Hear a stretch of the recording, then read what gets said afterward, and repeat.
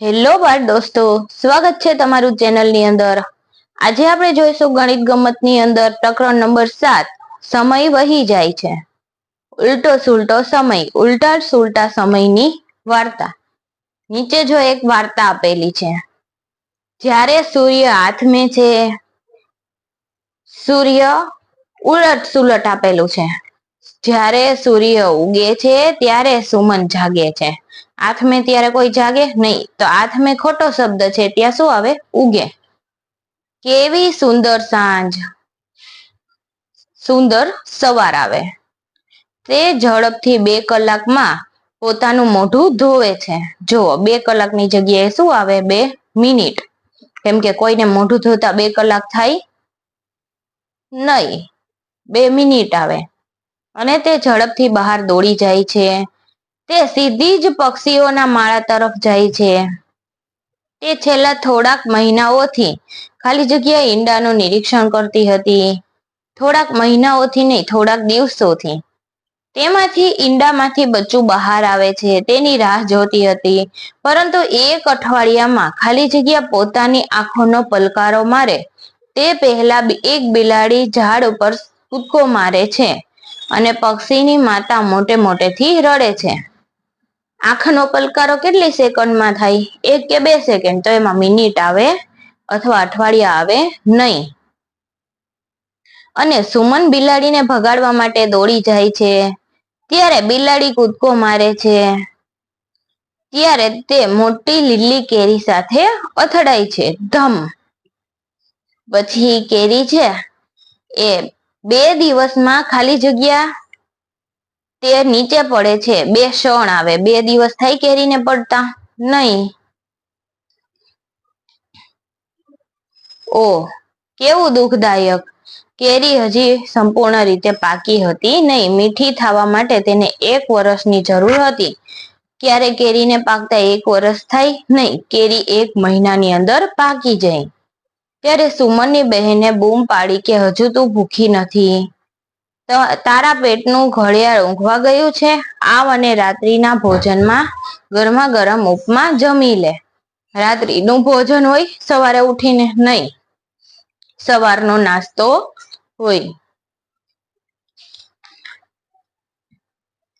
ત્યારબાદ શું તે રમૂજ ન હતું? અનુમાન કર્યું? રંગીન શબ્દ ખોટા છે, સાચો શબ્દ પસંદ કરવાનો હતો। દિવસોથી ઉગે છે નાસ્તામાં ક્ષણ, સેકન્ડમાં, સવાર, મિનિટમાં અને અઠવાડિયાની। બરોબર, આનો આપણે ઉપયોગ કરીએ અને આગળથી ખાલી જગ્યા પૂરી। તે કેટલો સમય લે છે? તમે કોઈને સ્વેટર ગૂંથતા કે કાપડ વણતા જોયા છે? જોયા જ હોય। કોઈ એક કુંભાર એક માટલું બનાવવા માટે કેટલો સમય લે છે તે જાણવાનો પ્રયત્ન કરો। તમે સ્નાન કરવામાં કલાકો કે મિનિટો લેતા હોય તો જણાવો। તમે છેલ્લું સ્નાન કર્યું તેને વર્ષો થયા? હા હા, એવી ઘણી બધી વસ્તુઓ વિશે વિચારો। જુદો સમય લેતી હતી। અને આ નીચે કોષ્ટક આપેલું છે, કેટલા મિનિટ લાગે કામ કરતા એનું આપેલું છે। હવે મિનિટ લાગે એવો કામ આપણે કરીએ તો સ્નાન, દૂધ ઉકાળવું, બ્રશ કરવામાં, વાળ ઓળવામાં, કપડાં પહેરવામાં, આ બધા કાર્ય કરતા મિનિટ લાગે। કલાકો શેમાં લાગે? શર્ટ સીવવામાં, દહીં જામવામાં, શાળાનો 1 દિવસ, હોમવર્ક કરવામાં, કપડાં ધોવામાં, પેપર લખવામાં। પેપર એટલે કયું? પરીક્ષાનું। ડેલી ટેસ્ટ નહીં, ડેલી ટેસ્ટ તો તમે મિનિટમાં લખી નાખો। રાંધવામાં, કપડાં સીવવામાં। ત્યારબાદ દિવસો લાગે એવા કામ કયા? સ્વેટર ગૂંથવામાં, સાડી વણવામાં, કેળાને પાકું થવામાં, નખ વધવામાં। હવે માનો કે 1 દિવસની અંદર કોઈના નખ વધી જાય? નહીં, દિવસો લાગે। સૂર્યોદય થવામાં, માથાના વાળ વધવામાં, ઘર ચણવામાં। હવે સેકન્ડ લાગે એવી પ્રવૃત્તિઓ લખવાની છે। આંખો પટપટાવવામાં, ચપટી વગાડવામાં, દવા ગળવામાં, સ્વિચ પાડવામાં, દરવાજો ખોલવામાં। ત્યારબાદ મહિનાઓ લાગે, ઘઉં ઉગાડવામાં, શિયાળાથી ઉનાળો આવવામાં, પછી ચોમાસું, ચોમાસાથી શિયાળો આવવામાં, બાળક મોટું થવામાં, બાળકોને બોલતા શીખવામાં। આ બધી જ પ્રવૃત્તિઓ કરતા મહિનાઓ લાગે। પછી આમાં એક પ્રવૃત્તિ આપેલી છે, પ્રવૃત્તિની તમારે કઈ જરૂર છે નહીં. ત્યારબાદ આપણે કેટલી ઉંમરના છીએ જુઓ તો આજની મારી ઉંમર કેટલી છે, આ છોકરી એમ કે છે 9 વર્ષ. મારી મમ્મીની આજની ઉંમર 28. મારા નાનીની આજની ઉંમર 56 વર્ષ. હું જન્મ્યો ત્યારે મારા મમ્મીની ઉંમર કેટલી હોય? 28 માંથી 9 બાદ કરી નાખો તો 21. નાનીની ઉંમર કેટલી હોય? 47. મારી મમ્મી જ્યાં જન્મી ત્યારે નાનીની ઉંમર 28 વર્ષ. ઇરફાનની ઉંમર એની માતા કરતા બમણી છે. ઇરફાનની ઉંમર કરતા માતાની ઉંમર કેવી છે? બમણી. તેઓ ઇરફાન કરતા 20 વર્ષ મોટા છે. ઇરફાન અને તેની માતાના ઉંમર વિશે અનુમાન કરો. ઇરફાનની ઉંમર કેવડી થાય? ધારો કે 20 વર્ષ, તો એની માતાની ઉંમર કેટલી હોય? 40 વર્ષ. તમે જન્મ્યા ત્યારથી કેટલા પૂર્ણચંદ્ર જોયા છે? હવે માનો કે 1 વર્ષની અંદર 1 પૂર્ણચંદ્ર આવે, સોરી 1 મહિનાની અંદર, તો 1 વર્ષની અંદર કેટલા આવે? 12. તો માનો કે તમે 12 વર્ષના, અત્યારે તમે 9 વર્ષના છો. 1 વર્ષની અંદર 12 આવે તો 9 વર્ષમાં કેટલું આવે? 12 નવા કેટલા થાય? 108. 108 પૂનમ તમે જોઈ હોય.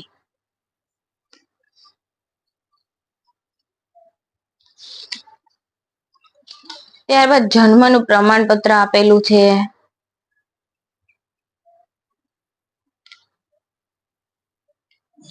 આ સુધાના જન્મનું પ્રમાણપત્ર છે. આથી પ્રમાણિત કરવામાં આવે છે આ માહિતીના જન્મની અસલ માહિતી ક્યાંથી લેવામાં આવી છે? જે યાદી બાલીસણા ગ્રામ પંચાયત 2002 ની જન્મ નોંધ પોથીમાં છે. કોઈ પણ બાળક જન્મે એટલે એનું જન્મનું પ્રમાણપત્ર આવે. એમાં એનું નામ, જાતિ, જન્મ તારીખ, જન્મનું સ્થળ, પિતાનું નામ, માતાનું નામ, નોંધણી નંબર, પછી ક્યારે જન્મ્યો એની તારીખ, નોંધણી નંબર લખેલો આપે, અને એક અધિકારીની સાઈન કરવામાં આવે. પેલી ખાલી જગ્યા 2/5/2002 બતાવે છે કે સુધા બીજી ખાલી જગ્યા 2002 માં જન્મી. 5મો એટલે કયો મહિનો હોય? મે મહિનો. બીજી મે 2008 ના રોજ સુધાની ઉંમર કેટલી થાય? 6 વર્ષ. 2052 ના વર્ષમાં તે કેટલા વર્ષની થશે? 50 વર્ષ. માનો કે અત્યારે 2002 માં ઈ કેવડી છે? જન્મી છે હજી તો 2052 માં ઈ કેવડી થાય? 50 વર્ષ. કઈ તારીખે તે 8 વર્ષની થશે? આંકડામાં લખો. 2002 થી 8 વર્ષ એટલે 2/5/2010. ત્યારબાદ જુઓ, 2 ઓગસ્ટ 2002. 2 ઓગસ્ટ 2002 માં સુધાની ઉંમર કેટલા મહિના હશે?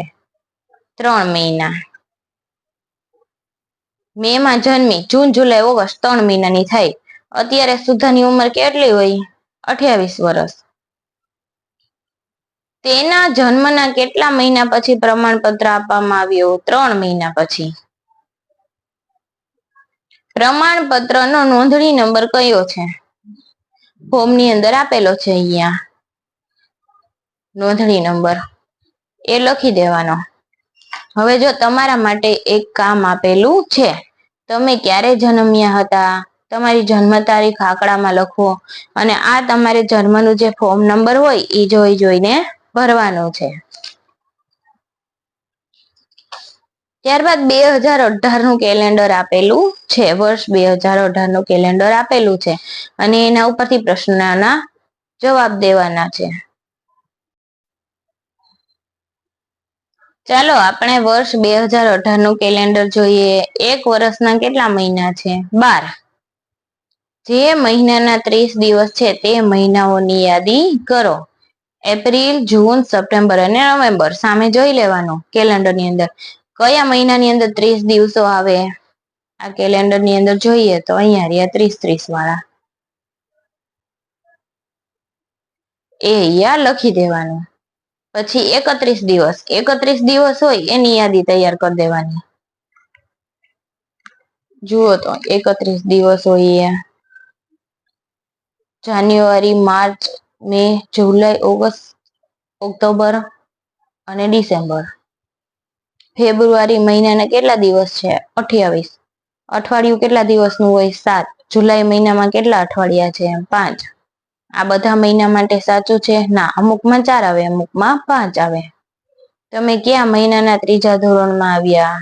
જૂન. પછી કેલેન્ડરમાં નીચેની તારીખ ઉપર વર્તુળ કરો. 26 જાન્યુઆરી માંથી રાઉન્ડ કરવાનું છે. પછી 14 નવેમ્બર ઉપર, 31 ડિસેમ્બર ઉપર. આ દિવસો કઈક વિશિષ્ટ છે? સાચા વર્ષથી ખાલી જગ્યા પૂરો. 2 વર્ષ પહેલા કયું વર્ષ હતું?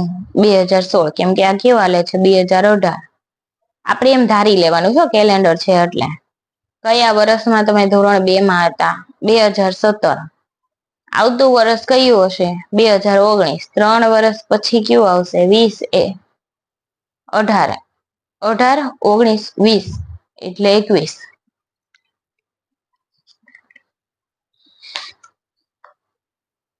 પછી જો આપણે શું કીધું છે?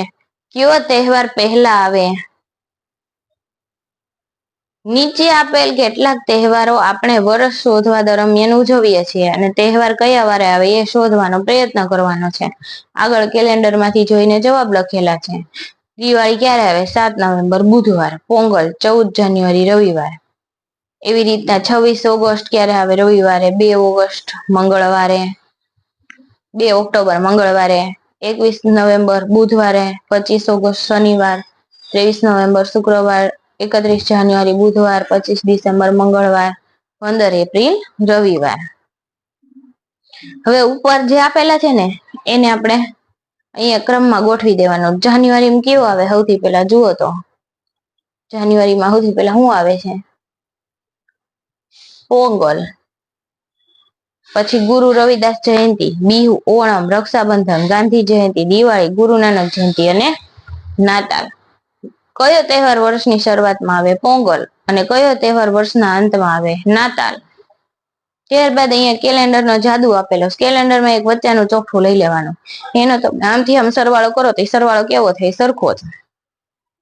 5 + 13 + 21 કેટલા આવે? 39. આમ સરવાળો કરો, આમ સરવાળો કરો, બધો સરવાળો કેવો થાય? એક જ સરખો.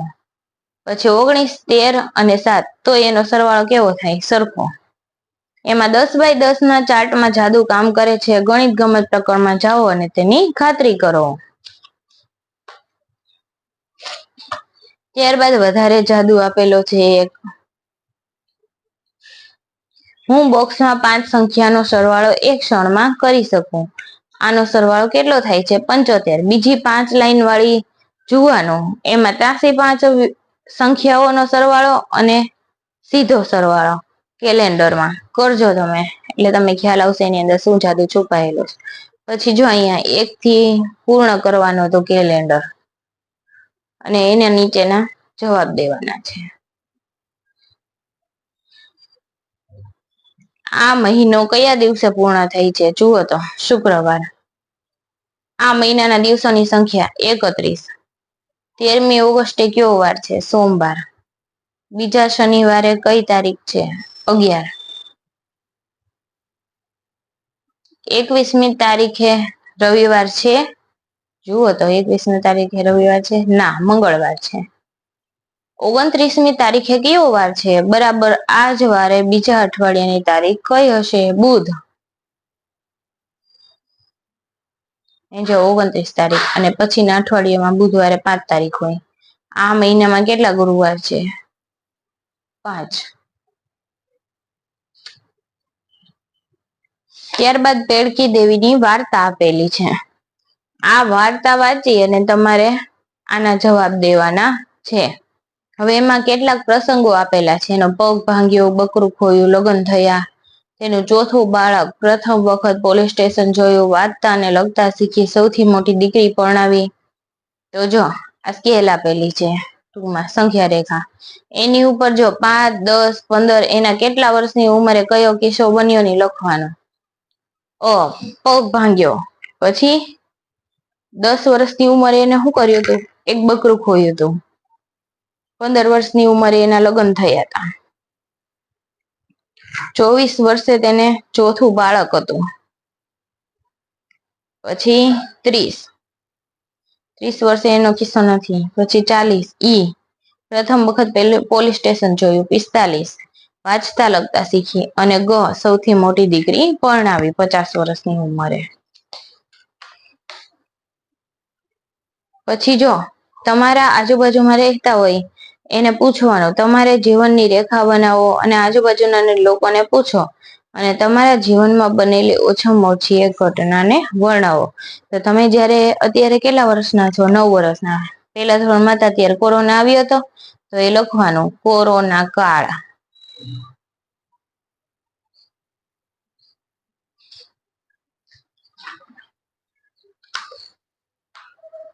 પછી આપેલો છે કુસુમની જિંદગીનો એક દિવસ દર્શાવવાનો છે.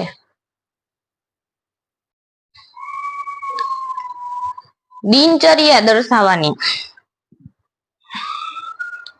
હવે જુઓ તો કુસુમ કેટલા વાગે સવારે ઉઠે છે? 6 વાગે. કુવામાંથી પાણી લાવે છે સવારના 6:30. બંને કાંટા ક્યાં હોય? 6 ઉપર. પોતાનું ઘર સાફ કરે છે 7:30. 8 વાગે નિશાળે જાય છે. તો નાનો કાંટો 8 ઉપર, મોટો કાંટો 12 ઉપર. તે શાળામાં અભ્યાસ કરે છે 10 વાગે. શાળામાંથી પરત ફરે છે 1 કલાકે. એટલે 1 વાગે શાળામાંથી પાછી આવે છે.